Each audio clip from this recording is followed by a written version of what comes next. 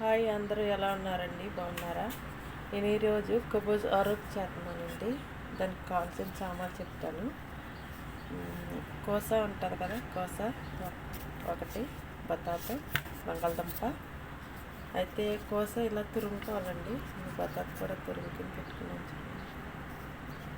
ఇలా తురుముకోవాలి.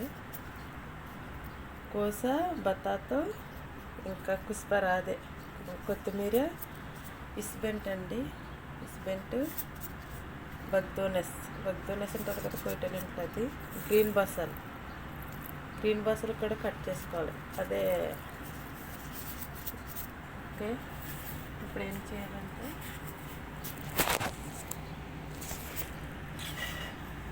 ఇంకా సాల్టు, మిరియాల పొడి, ధనియాల పొడి, జీలకర్ర పొడి, కొద్దిగా కారం,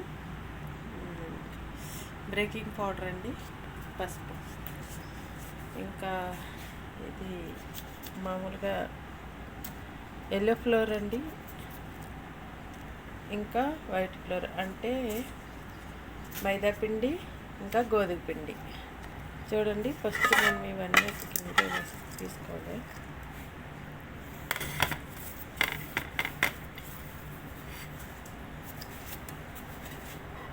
తర్వాత మసాలాలు కూడా వేసుకుందాం.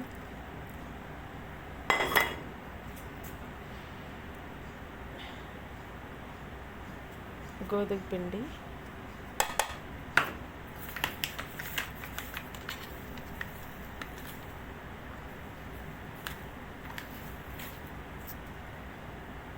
ఇంకా మైదా పిండి. ఇప్పుడు వీటిని బాగా కలుపుకోవాలి. వాటర్ వేయకూడదండి, వాటర్ వేయకుండానే కలుపుకోవాలి. వీటిని బాగా ముద్దలాగా అయ్యేటట్టు. చూడండి, నేను ఎలా కలిపేసుకున్నాను. ఒక చుక్క వాటర్ కూడా తీసుకోలేదు. బాగా కలిపేసుకోవాలి. ఇంత గట్టిగా ఉండాలి, ఇలా ఉండాలి. మళ్ళీ పలసగా అయిపోయిందనుకో రావండి.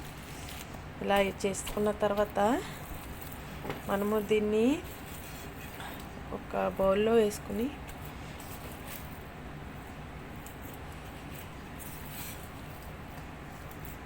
చూడండి, ఇలా బౌల్లో పెట్టుకుని నైలాన్ వేసుకోవాలి.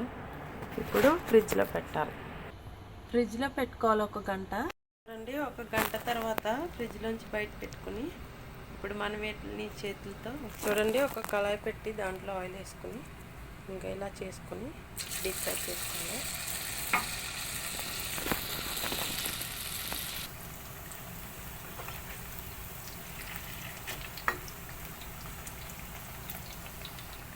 చూసారా, ఇలా గోల్డ్ కలర్ రావాలి కొద్దిగా. ఓకేనండి, koboz aruk రెడీ అయిపోయింది. Please subscribe, share, like.